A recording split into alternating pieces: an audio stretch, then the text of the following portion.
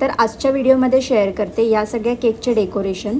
सगळ्यात आधी हा पहिला केक होता गुलाबजामुन फ्लेवरमध्ये। हाफ kg याचं वेट होतं। अशा प्रकारे डिझाइन करून गोल्डन स्प्रे करून घेतले, देन गुलाबजामुन टॉपला ठेवून डेकोरेशन कंप्लीट केलंय। सो हा आहे आपला फर्स्ट केकचा लुक।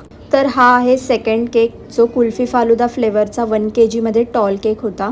सो याला मी 3 कलरमध्ये शेड दिलेत आणि त्यानंतर अशा प्रकारे गोल्डन ड्रिपिंग ब्रशच्या साहाय्याने लावून घेते। फायर केक असल्यामुळे फॉन्डंटपासून बनवलेला हिडन मेसेज अप्लाय करून घेते। त्यानंतर एक मस्त अशी बॉर्डर देऊन या केकचं डेकोरेशनही कंप्लीट करते। सो हा आहे आपला सेकंड केक।